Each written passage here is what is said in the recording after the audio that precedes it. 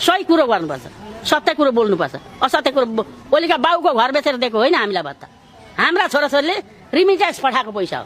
त्यति डराउने साथै पनि एउटा स्कुल खोलिदिएको भए, फ्रीमा स्कुल सरकारी खोलिदिएको भए गरिब दुखियाले त पढाउँथे। कमसेकम गरिब दुखिया छोरा अहिले पनि धुलो चाटिरहेका छन् बाटामा पढ्न नपाएर। बात त सही है।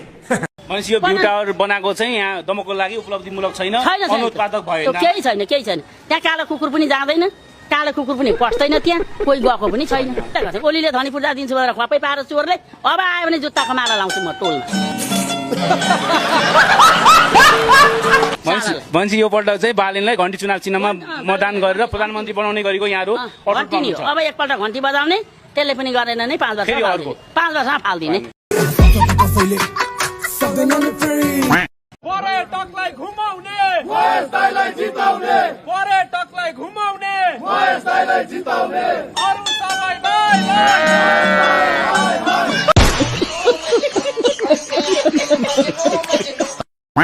घाँस हालिदिनु पर्यो केपीलाई भने, घाँस हालिदिनु पर्यो किलो ठोकेर, घाँस खाएपछि चुबलाएर बस्ने बनाउनु।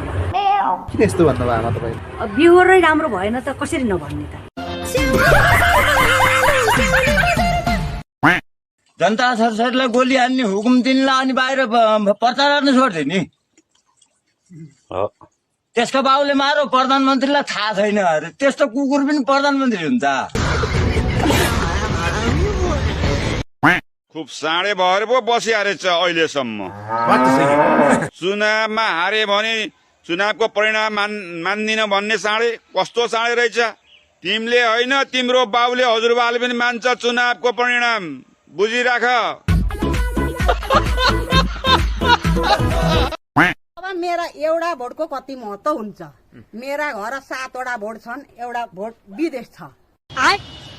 6 वटा भोट हामीले स्वतन्त्रसित बाहिरै छाप्ला मानिने लाम्नी। अच्छा, कसले काट्छन्? रुको जरा, सबर करो। ए सबै नेता आए गए, सबैको काम हेरियो। सबै नेता आए गए, सबैको काम हेरियो। बालेन आए टुकु चले